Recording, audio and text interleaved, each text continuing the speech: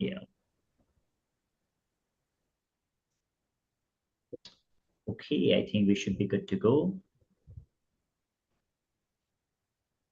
Just a moment, please. Fantastic.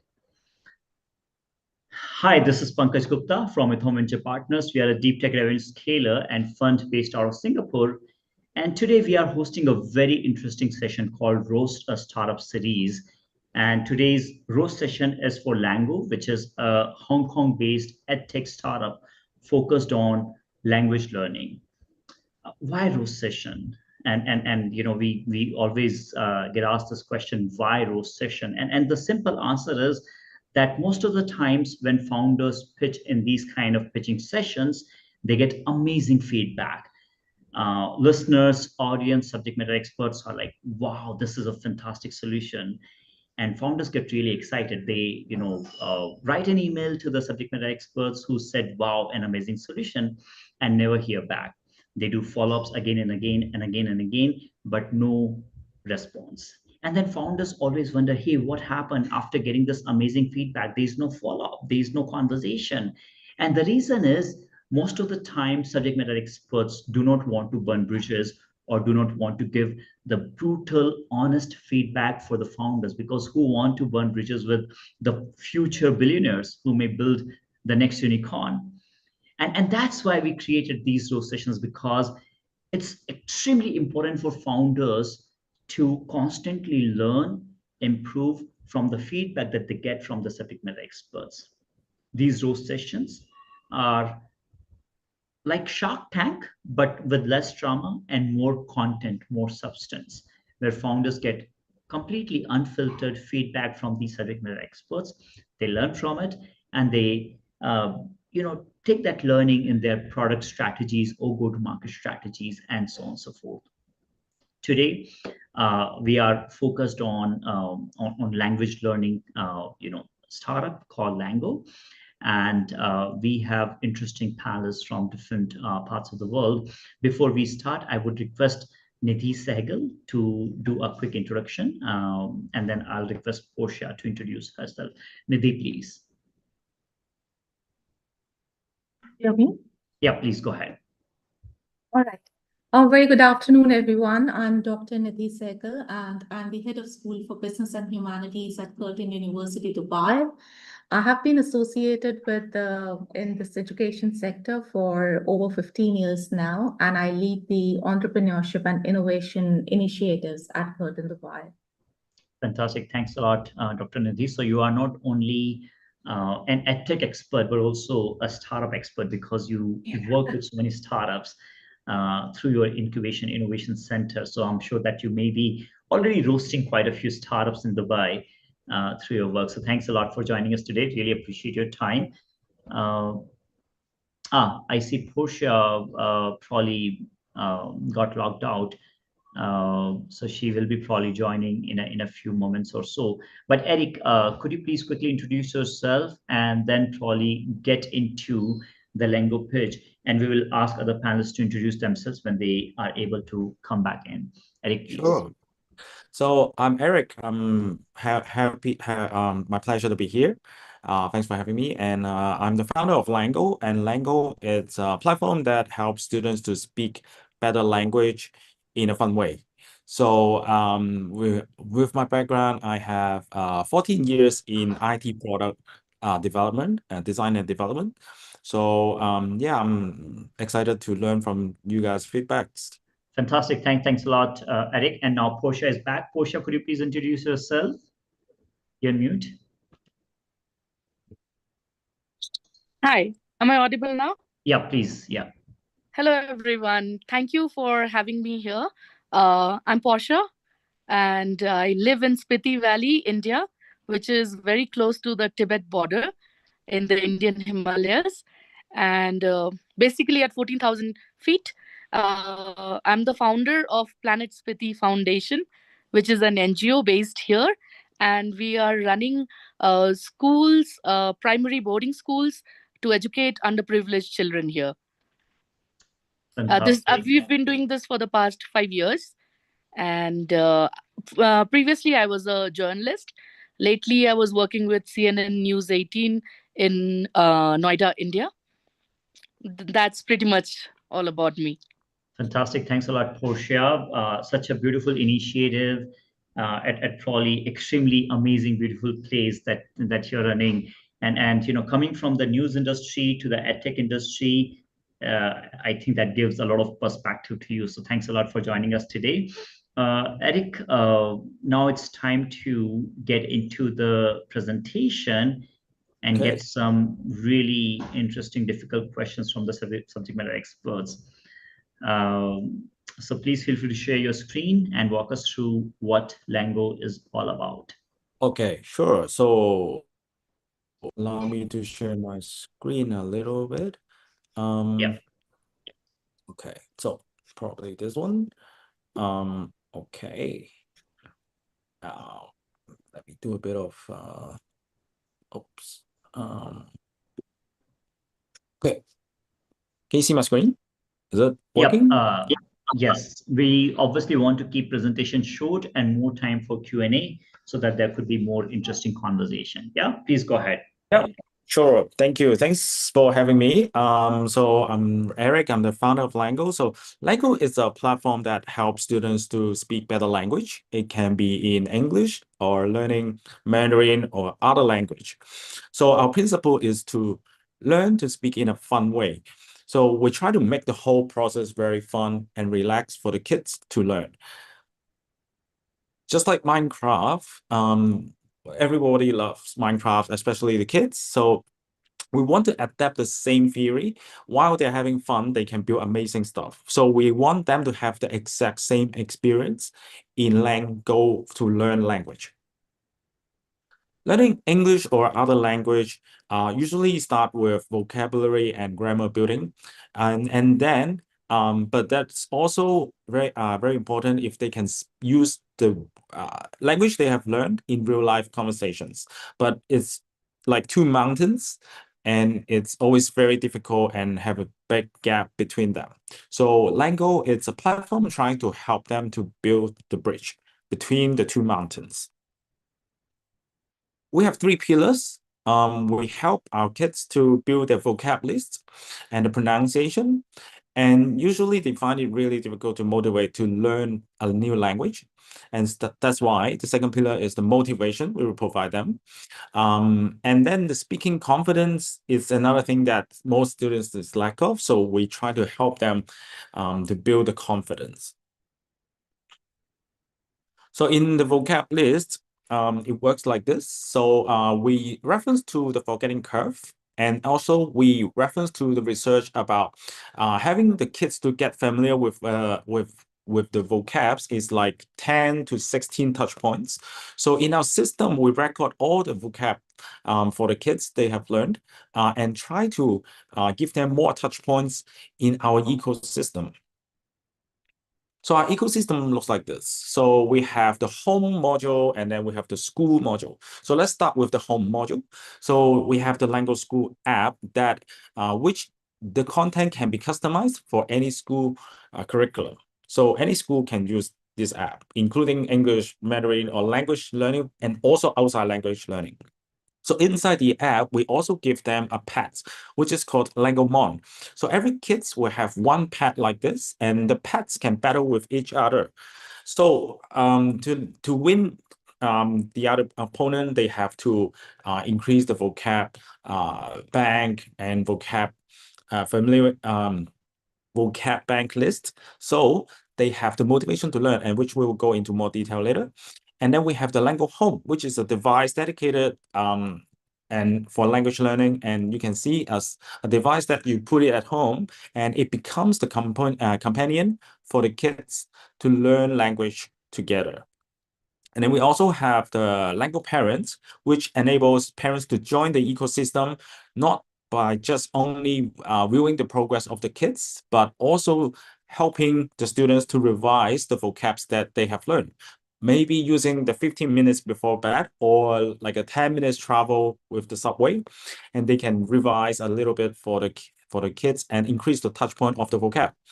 And on the left side, you see there's school use modules, which is the Lango dashboard. And there's one really fun feature called Lango Class. Lango Class is like, you can see it as a Nintendo Switch, that kind of thing, but a version for the school use. I'll explain it a bit more later. So the Lango School app works like this. So for any curriculum, we use this course framework. We have 5 steps. First of all, we use the AI to warm up with the kids, which is Uncle Tommy as the AI avatar that has been the main guy within the platform. Can you name 2 animals that live in the sea? Just like that, very simple, open-end. No, there's no right or wrong, but warm up with the kids under a certain topic. And then we will, under that topic, we create the storytelling videos. Welcome to the blue ocean. There are many friends here. This is a fish swimming. This is a seal playing. They all live in the sea. The sea is their home. So after the story, we use the vocab and the scripts of the story and create a musical. So by combining the 2 things together, kids will remember the topic very easily.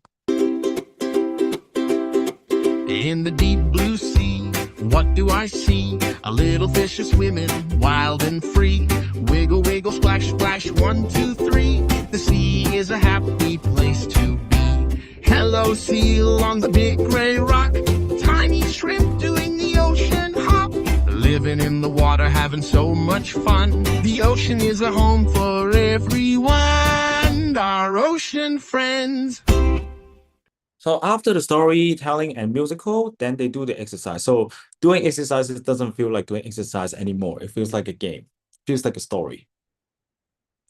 So we have another feature called Langomon. According to the learning pyramid, teaching others helps the kids to retain the knowledge better. So to be the best, to be honest. So we create a Langomon, which is a pet. So that every kids will have 1 pet, and then they want to battle with another pets from other kids. So in order for them to win, they have to teach the Langomon more vocab and grammars and spellings. So the more they want to win, the more they have to level up. The more they want to level up, the more they have to teach the pet. So that's how we motivate the kids to learn better. And for Lango Home, it's a device that we have 6 killer features, which is, first of all, it's a scheduled show every time, say 9 p.m. It can be customized by the parents. And then Uncle Tommy will come out and do a show, play some games with the kids, and the game will make use of the vocabs from the vocab list of the kid, so that they can revise and increase the touch point. And if it happens for the kids to want to learn something, for example, how a refrigerator works, he can simply ask Uncle Tommy, and then we have our whole library to give them maybe a video or like a storytelling thing so that they can learn. And then we have the homework coach, which is the parents, if it happens any homework assigned to the kids, and the parents can simply take a photo of the homework and then send it to the Lango Home, and Uncle Tommy will guide the kids to do the homework, which can save the time of the parents to sit there side by side to do the homework with the kids. And then we have the ambient world, which Uncle Tommy, if it is in idle mode, he is doing different things. So he can be cooking, he can be swimming or doing anything interesting. And then we passively invite the kids to talk to Uncle Tommy while he's doing anything. Just to increase the speaking opportunity to speak in a foreign language. And then we also build the vocab building games with the kids, so that increase the touch point. And then the parents have all the control of what to show and how much screen time with Uncle Tommy. Okay, just 1 second. Oh. Okay. So we also have Lango Parent, which is an app that for parents to view the progress of the kids and also do some settings. For the AI homework scanner, the parents can actually screenshot assign the homeworks from the school and put it into the Lango home so that the Uncle Tommy will work with the kids. And then he can also schedule the scheduled show at, for example, 8:30 or 9:30, depends on the regular schedule of the kids. And then also we have the vocab suggested by the AI, so that this list of vocab is synchronized with the kids' vocab bank. And then we also have the analytics and all that. So it's a very useful tools for the parents. Okay, so language class is it's a feature that can be used in the class so that the teachers can log in, and then they can select which class they want to join. As for example, it's inside the classroom, they can select the class, and now they can start the Nintendo Switch kind of experience. So once they start, they select the class, and then they invite the class to join. Actually, the same of the same app of the iPad, the kids can actually just open it, and then it join the classroom automatically if there's an active class is going on, and then they can start the journey. And then each part is actually one exercise. So for example, this is an introductory video of the story. For example, just like that. Whoa, so many clubs. Yes, there's so many clubs. There's chess club, debate club, art club, gardening club. So after watching the video, they will be asked questions, for example, multiple choice questions, and then the kids have to use their iPad on their hand to answer it. For example, after finishing answering, and then the results will be shown on the screen. And since they can see each other and they can see who is responding correctly, so it's very excited experience for the kids. And there's also some other MCs, very quick one, and then also a buzz-in types of questions. So Uncle Tommy, for example, Uncle Tommy is asking, okay, here's a question. Why did John from the video pick the chess club, for example? And then they can compete by buzzing in fastest. So the fastest kids can answer the question openly by recording their voice into the iPad. So it's a very fun experience. Hey, Okay, and then that's the most important part, the result. So kids doesn't want to lose to their classmates, so they want to perform, and they want to interact with Uncle Tommy. So how the class works? So teachers might ask, okay, is it complicated to set it up? First of all, we have a whole library of the stories ready so that they can simply use the existing stories, or if they want to generate their own, they simply upload their material into our platform, and then we generate for it. And then including with the video, the questions, the answers, everything is generated by our platform. And then, of course, they have to check and edit if necessary, and then they can release it. It takes no more than 5 minutes if it's smooth. That's pretty much it, and we have made a summary of what is what and what is good for things. So just an example, the Lango School app is more for primary school students and adult as well, and the Lango Mon and the Lango Home is more for home use. And then the Lango Home is more for primary schools, for kindergartens, and the Lango class is more for primary school students. Yep, so that's pretty much of Lango. Fantastic, Eric. I see that you didn't stutter or didn't sweat so far, but I think these questions that are going to face in the next couple of minutes may make you sweat. So let's see how difficult these questions are. Dr. Nidhi or Portia, please feel free to unmute yourself and ask questions that you have in your mind. Yeah, Dr. Nidhi. Yeah. I'll just start. I want to know from you. You just mentioned that this product is for primary school students and adults as well. I just want to know that what is the ideal amount of time a learner would spend on Lango each day to see some measurable improvement? Okay, so on average, the kids can spend up to 5 to 10 minutes per day. Because right now, what we have, it's the Lango School app. It's been running for 5 years. Can you see my slides? I'm not sure, am I covering? Yeah, we still see a slide. Okay, good.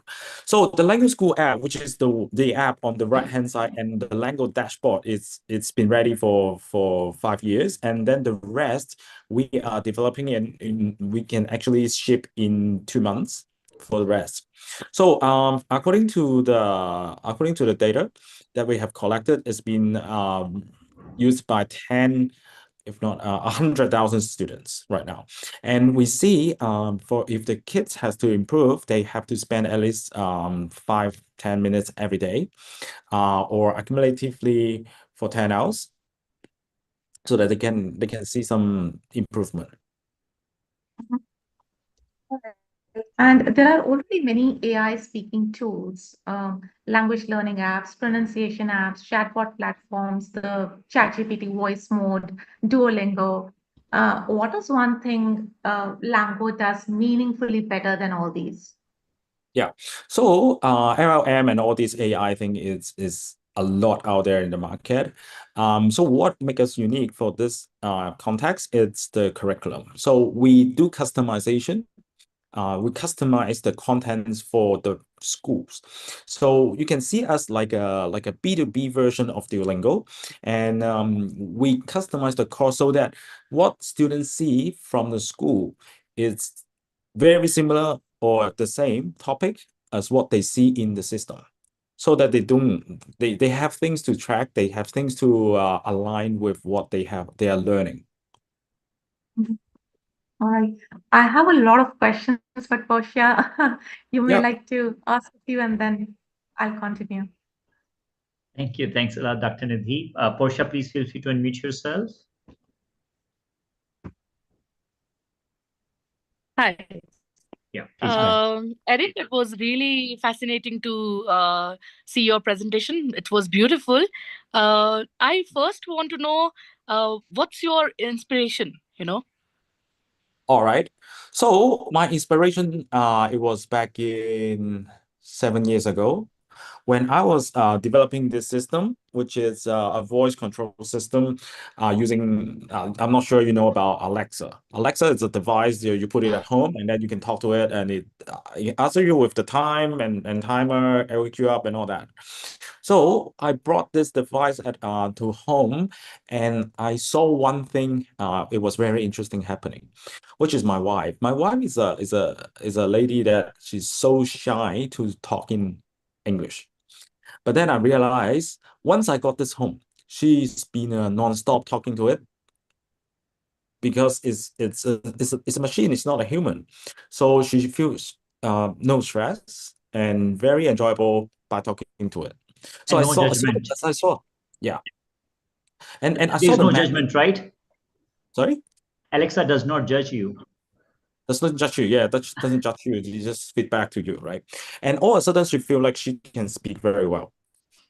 So it boosts up her confidence. And then I realized the magic happens between man and a machine. So no stress. And then we try to adopt this one. Why don't we adopt this into language learning for kids? Especially myself, like I grew up in Hong Kong as a local, and I before I studied in Australia, I was so shy to talk in English as well. So I was thinking, oh, this maybe we can help the kids in the school in Asia. That's how we get started. Okay. So one more question comes to my mind. Do you have any plans to also, it's a voice focused app, right? It's a voice focused project. Yes. So Speaking. do you in the future have any plans to also include children who cannot speak? Children who cannot speak. So do you mean they have problems with speaking, or they cannot speak, No, like the they do physical the hand physical gesture and challenge. all that? No, Yeah, I we mean can. okay. Yeah. Okay. So So how would they be interacting? so we can use the camera. Mm-hmm. so that to see the hand So gesture. you mean you'll be focusing on the expressions, facial expressions? We will do that also, but it's always a problem to turn on the camera to face the kids and record what they're doing, Right. and the parents might have a problem with that, so they don't know, they never want to do that. So maybe in the future, yes. Yeah. So what you're trying to say, Eric, is if the privacy is not a concern, then it could be implemented more easily. But if the privacy is a concern, then there could be difficulties capturing the body language, the hand gestures, and so on and so forth. Yeah. And Or maybe they can be using the text version. There can be a text version It where can they be can done. type it. It can be done. Yeah. And Nice. Portia, That would be great. I'm just wondering, why did you ask that specific question? Do you deal with a lot of kids in your NGO that have Not difficulty? a lot, but yes, we do have, like, all kinds of. It's very inclusive. There are children from all sorts of backgrounds with all sorts of challenges that we can see on a daily basis. So even visually challenged student is accepted in our school. Even partially, there is a student who is partially visually challenged. There is also someone who is who cannot speak physically. So we have those challenges as well. So that came to my mind. What about the future? Like right now, I know that you didn't talk about it, so I'm assuming there is no provision for it right now, but is there anything in the future for them? Because we do not want to exclude anyone. Exactly. Amazing. So yeah, so our vision is to help them to communicate and learn in a fun way. So what you have just mentioned is also fall into the communication part. So I think in the future, it's definitely we can consider how to solve that as long as the privacy thing or other is not a challenge anymore. Yeah. Right, that will be great. And Yeah. also, one more quick question. So we have, such more and more apps coming up, many of them. Uh, can you tell us what is that exactly one small thing, maybe a minute detail, that separates this Lango from everything else, like cuts out the noise completely? Right.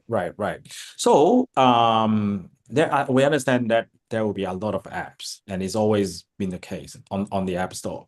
So that's why we create the whole experience as an ecosystem. And that makes us very different from what you can see in the market, because it's not just one app, but different devices, including physical books. So it's the whole ecosystem combined to form one vocab list. So whenever you tap on the book, the smart pen tells the system, to be honest, tells the system this kid has been tapping this vocab. Maybe it's the first time he see this vocab, and then on the other device, it will synchronize the same list so that to give the experience more. The kids, like, they may be 3 days later, and Lango home will popping up this vocab. So it's a whole integrated holistic experience is that instead of one app. So comparing us to what just one app is, it's not the same thing. Right. And also, is it only an iPad version, or can we use it on mobile phones, on any devices? Basically, yeah. Mobile phones, Android, iPhone, iPad, Android tab, and anything.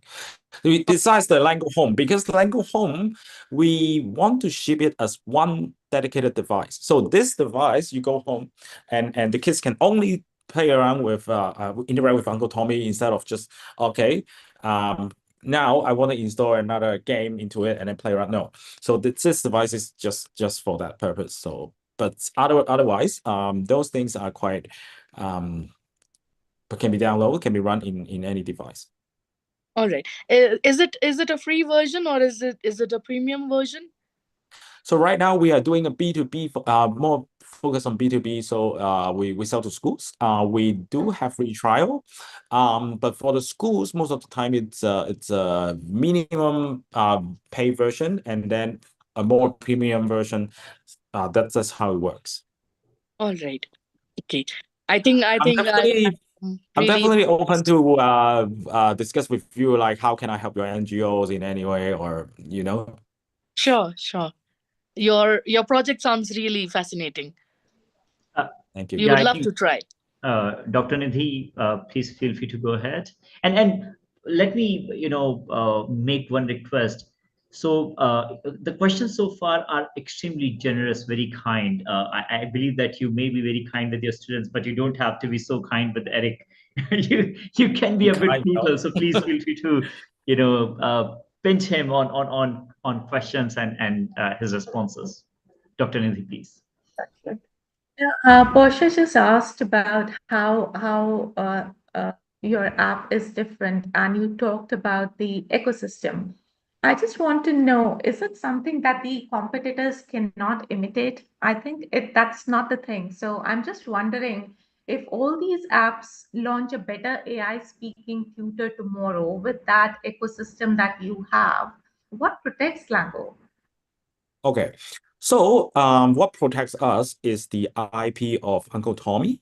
So I give you this. Put it this way. If we can integrate Doraemon as a character to teach English, I think every kids will love it. Because they get familiar with this character, they have a positive image on this character, and they love them.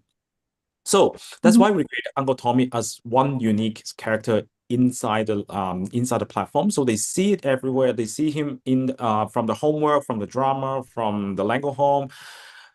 So that's something. Once they get familiar with the character, they feel safe.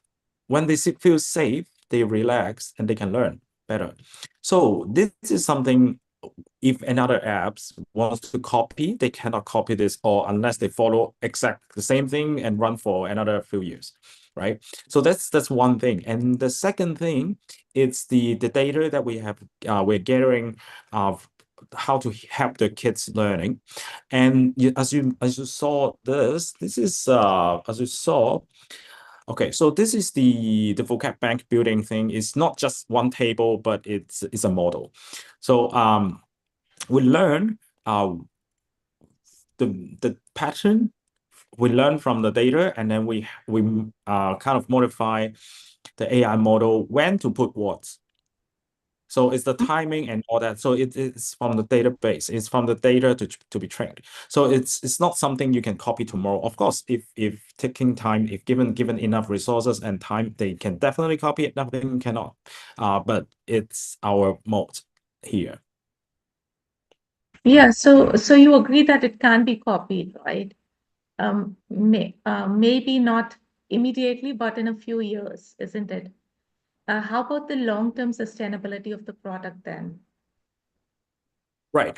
So the more students using us, the more popular Uncle Tommy or more familiar will be for the community. So that the more people use, the longer they use, the more modes we have been created. So that's why we put him everywhere. So in the long term, that's even more difficult to be copied. That's going to be my answer. But we are just talking about students when you said students can spend 5 to 10 minutes daily. Do you think that that time is sufficient to gain that familiarity and loyalty to the app? I think so. So first of all, we have courses ready for the whole primary schools and and in fact we're creating for kindergartens as well. So it's given us even more time.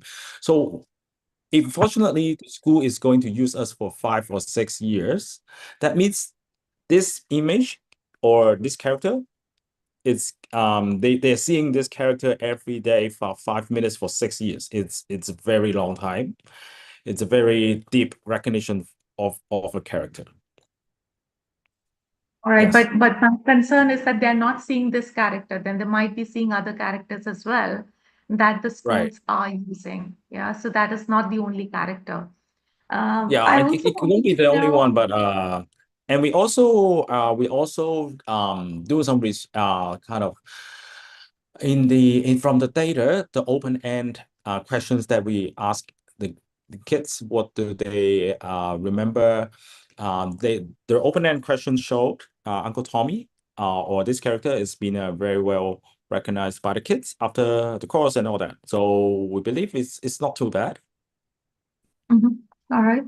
And when you say this is for different schools, and you adapt it to the for English language basically, how do you adapt the product to different curriculums? Say, for example, if I talk about UK, IB, Indian curriculum, all these curriculums are very different.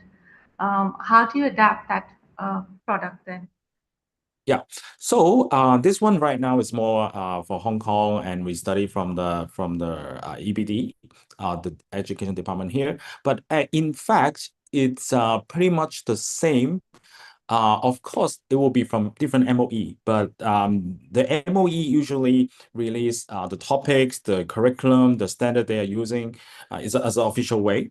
So we can definitely reference to that and then create a new course for that. In fact, we have been created a course for MOE from Singapore, which is for Malay learning. It's not English, but Malay as the second language of Singapore. So we can also do that.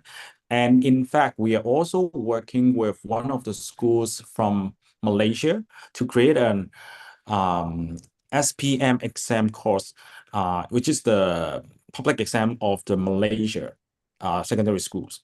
So, and our strength is to adopt to different kind of curriculum and teaching model, and we customize the content for that purpose. So we believe it's not really a problem for us. So, is it right to say that this app is currently aligned with the Hong Kong curriculum with the scope to maybe adapt, but at the moment it's more restricted to Hong Kong? Not really. Okay, so the Hong Kong region is our first region to adopt. And then, but we are trying to expand to the Southeast Asia as well. And in fact, we already done that. We are in the foothold of different kind of multiple regions already, so we can adapt to other regions as well. So just like that. Okay, so this one is for Singapore, and then we are adapting to Thailand. And also Myanmar. In fact, some schools in Myanmar are already using us for 2 years.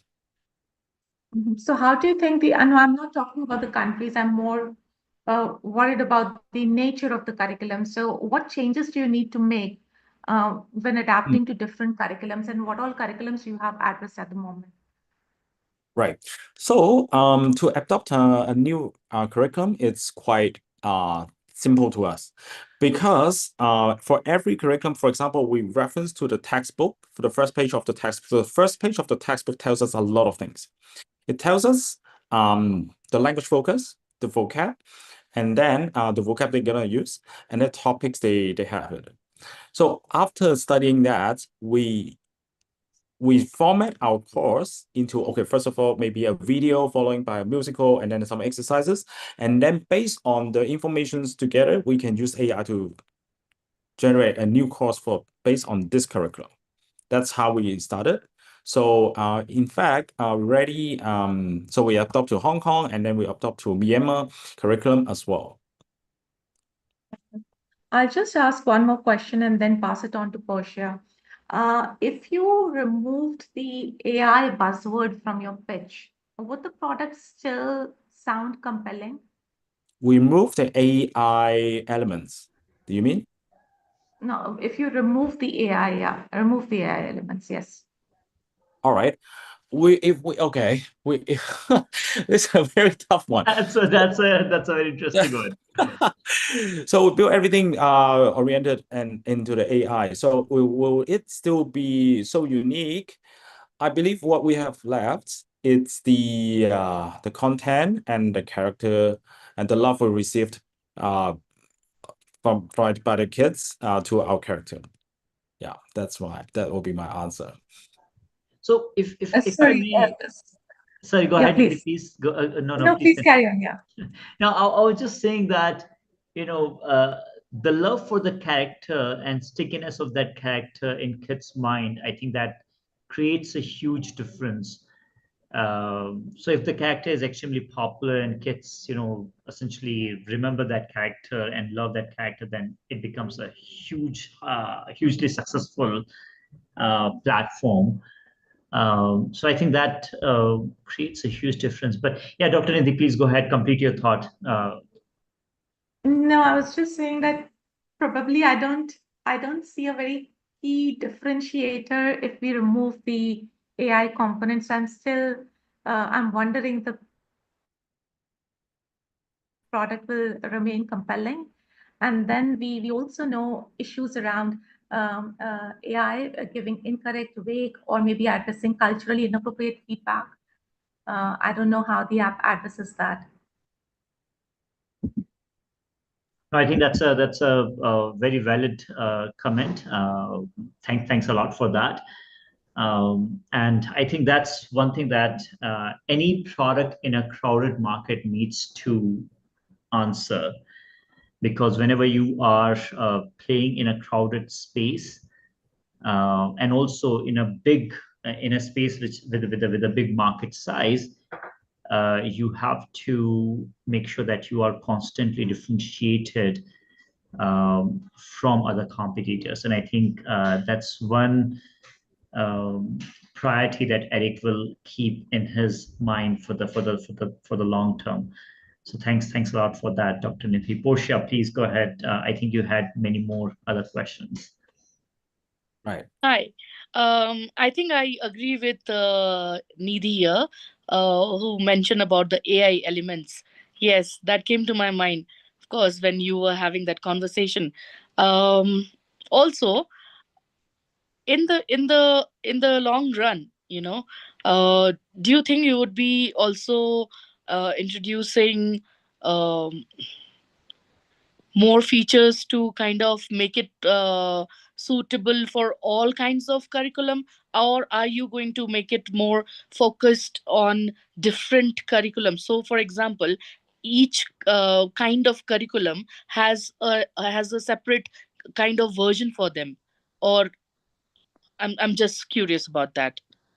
So So because here in Spiti, um, very different from the mainland India, we have our own integrated curriculum, which is suitable for the Himalayan belt, because our schools cannot run for 12 months.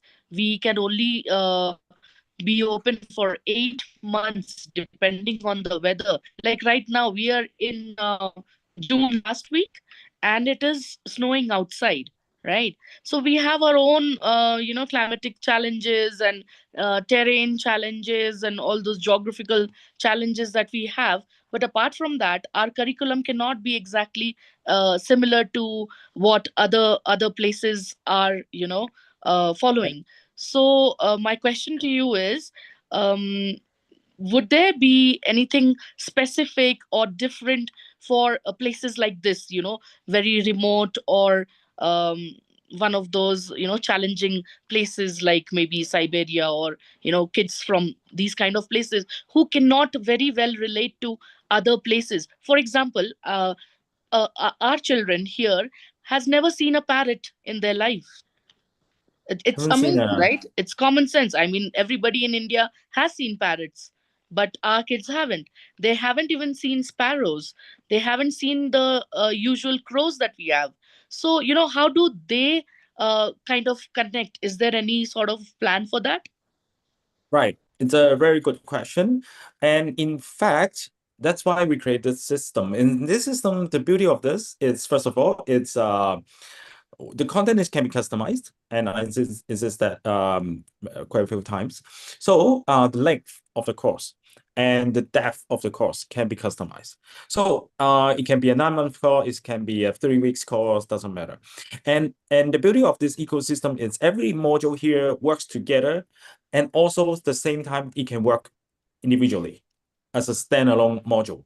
So, and since we've been in quite a few countries for show and understand the situation for every region in the world, it can be quite different. For example, that's one inquiries from Nigeria, like from Africa, and they have this problem of the internet connections. It's not stable. It's not everywhere. It's not abundant like. Yeah, same here. I've been struggling. I think so, yeah. So that's why we created the Lango pen and the smart pen. Lango publisher and the smart pen. So this is something offline, but also if they can go online, things can synchronize. And that's how we can adopt this one. And also we face one school from Thailand. They love the product, they love the video, they love the musical and all that. The kids also love that, but the parents has the problem with the screen time. So they say, okay, oh, why I don't want them to, look at look at the iPad for so long and all that, right? But then that's why we created Lango class, and Lango class is used in the classroom, and also they can play the video and interact with the kids, and also the Lango Pub and Lango Smart Pen again, and it's not a screen anymore. So that's how we can adopt into different scenarios and requirements according to the different circumstances. Sounds cool. Yeah. Those kind of climatic conditions may be challenge for parents and teachers, but actually kids may be having fun because they only have to go to school for 8 months, and the remaining 4 months are of holidays. On lighter note, by the way. But yeah, I think one thing that I would like to understand from Portia and Nidhi is about the competitive landscape. So when you are looking at similar kind of solutions at your school, in your ecosystem, what other solutions are you looking at? And when you are making the decision to use or not to use, what are the key criteria that you have in your mind? If you may, share your insights on this, please. Portia, you would like to go first? No, I think I'll let you speak, because like you mentioned, we are in a space, in a region where we are struggling with the internet, or the steadiness of it. So we are still exploring the space, to say. So I don't have much to add to it, but yes, I will speak on it after you. Yeah, I would say that we are on the other spectrum, quite technologically advanced, and there are no internet issues as such. But yeah, at the higher, university level, we work both with learning management systems. So I was just wondering, when you were actually telling about the product, are you actually building a proprietary learning intelligence, or are you simply putting a user interface on the top of an existing AI model? Yes, we definitely are using one of the AI models, but it's not as simple as just putting a wrapper over an AI model. It's much more complicated than that. Especially we have the games, the various exercises, and the videos and all that. So yeah, the answer is I can say is no. And can I know what is your customer acquisition cost, and how long does it take to recover that cost? So we are more like a B2B. So it's not like a B2C thing. B2C is a huge acquisition cost. For us, it's more like we get referrals from teachers to principals, principal to principals, and all that. So but I should say the sales cycle is quite long. It can take years, to be honest, because the school would like to see whether we exist for years, and no one wants to be the first mover, and then they want to see how their other schools is using, how was the result, and then they want to try it, and then talking about trying for months, and then they decide. So it's very long. So what is your strongest traction metric then? Are you looking at downloads, active users? paid users, school contracts, retention, learning outcome, curriculum adaptation? What are we looking at? So we look at two things: the retention rates of the kids, how often they come back, and also the learning outcomes. And in fact, we pivot quite a bit in these 2 months. We were completely different. Wasn't like that before, as Pankaj might know, because I update him from time to time. So since we've been observing the data, so that we changed to these two metrics, which is the retention and the learning outcome. And after this evolution has been done, we can measure the outcome very accurately. So Okay, currently, sorry, please go sorry. ahead. No. Please go No, ahead. that's all right. No, I was just asking how many paying institutions do you currently have, and how many are pilots versus recurring contracts? Right. So we have 20 paid schools, including Hong Kong and Southeast Asia. And then for the pilots, we have like another 20 or something. Okay. So Eric, I have a question. I was reading a report on how there is this new job that has come up where humans are like, using their phones or GoPros attached onto their head, and they are doing how like daily household chores as usual.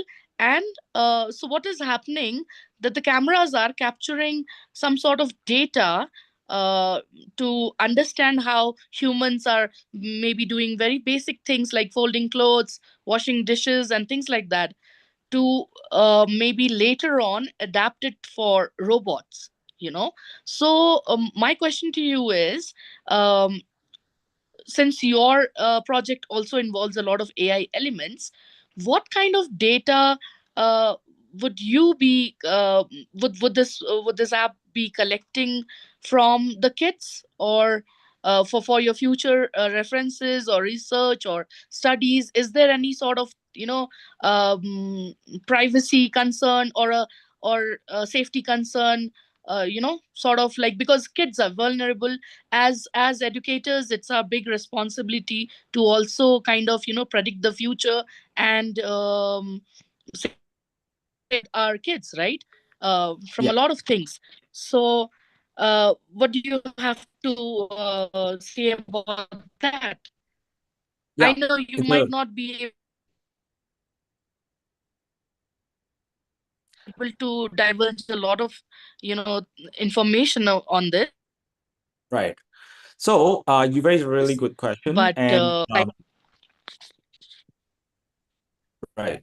I think there's some network delay. Eric, please go ahead Yeah. now. Portia? Okay, good. So the answer is I think Portia is dropped, but I'll still just answer this one first. So our data is very simple. We don't collect the personal data of the kids besides their nickname or the student number. That's it. And then what we have is basically just their voice of interacting with our exercises. So we that's not much of a concern.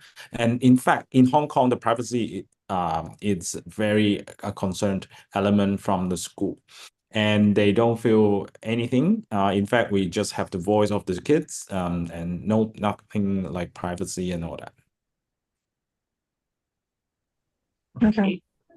I think Portia got disconnected. She's She's admitting back. it. She's back. She's Yeah, back. she's back. Yeah. Okay. But yeah, I know, Eric, you answered a lot of questions, but do you have any one question for the panelist? Hi, Any? sorry, I think my internet got dropped. Sure, So yes, Yes, back. yes, Portia. I'll continue.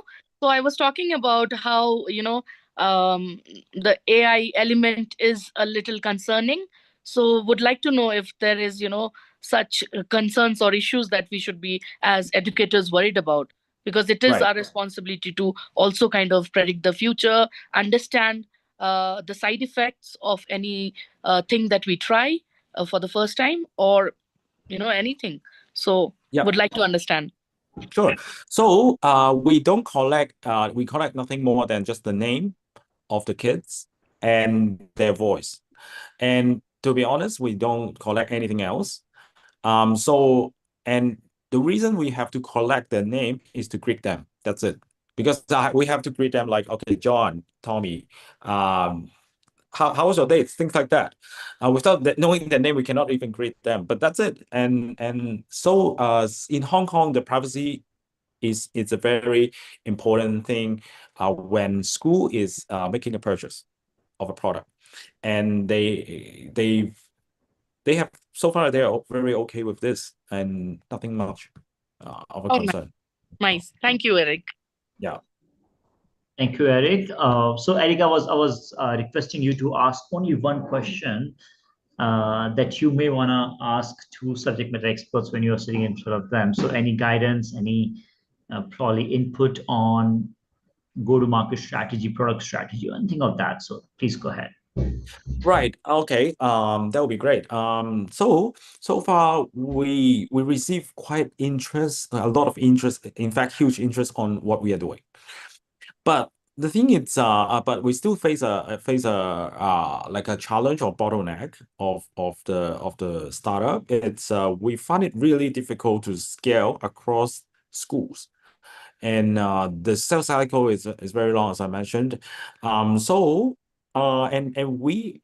since the principals of the schools are the ultimate buyer of any circumstances, so they are not very active doing networking out there, and I find it really hard to reach the decision makers in this industry. And the teachers, even they like it, but we get challenges when we're facing the procurement, battling with the procurement process and all that. So I would like to see is there any shares or insight from you guys how we can effectively, let's say, provide that this is a product that they would like, they would like to purchase. But my question is, how can we effectively get to pitch to decision makers, especially principals in the industry?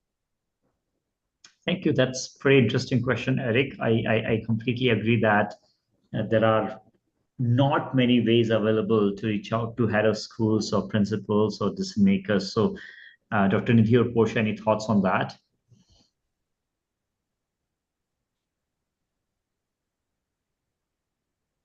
Portia, would you like to start?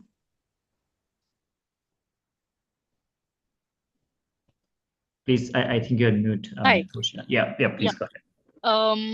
I think the best way to get more and more schools, that was the question, right? If I've got it right. Yeah. So I think it would be to visit the schools or meet them personally and, ask the school head to, maybe gather a bunch of kids from different age groups that you want to reach out to, and then let them try and let the kids speak for your product, and if they like, the head won't say no. So let the kids be the champion of your product. That's what you're recommending. Yes. Thanks a lot for Yes, that. absolutely. It is Dr. for them, Nidhi? so let them speak. Exactly. Dr. Nidhi, what's your thought on that? I would say that my advice would be to just stop selling the technology first. I know many apps do that. Sell the school outcome first. Prove it through a low risk pilot, maybe. You might create not just student champions, but create teacher champions, and then approach the principals with evidence rather than just a concept. I completely understand what you're trying to say, because the market is very competitive and maybe everyone is trying to just get the share of the same pie. So that is a truth. But I would suggest a more targeted school entry strategy. Instead of trying to reach principals cold, start by creating some internal champions. These could be English heads, curriculum leads, innovation leads, counselors, or teachers who face the communication skills problem every day. Give them a small pilot, clear dashboard, measurable improvement data, or maybe even student or teacher testimonials, then let them take the evidence upward to the principal. Apart Right. from that, you would see there are a lot of fairs that are being organized for school students. I think that would be a good platform to build that connections with the schools through those kind of community engagement activities. Right. Fantastic. So focus on evidence, output, value proposition, then on technology. And this is, one thing that we see with the founders. Founders are often very obsessed about the technology, about the product that they have built. And they, in that obsession, they may not think enough about the value prop, the output that they are creating or they should be creating for the users. So build not only student champions, but also teacher champions. And these teacher champions could be the English teachers, could be the curriculum head or counselors, and so on and so forth. Thanks a lot. I think these are fantastic recommendations by both the panelists. So really, really appreciate that. And Thank you so much. Eric, I don't see any sweat on your face. You are perfectly all right. You did not cry during the session. I think your roasters have been extremely kind with you. But yeah, we'll try to create more such sessions, and probably we'll have separate conversations to explore how we can create synergies or create win-win ecosystem for each other. And obviously if kids are learning better, they are confident, then that's a win for the whole society. So really appreciate your time today. Thanks a lot. Thank you so much. And Thank you. Let's find more ways to collaborate. Yeah. Thank you. Right. Thank you so much. Thank you. Thank you. See ya. Thank you. Bye. Thank you.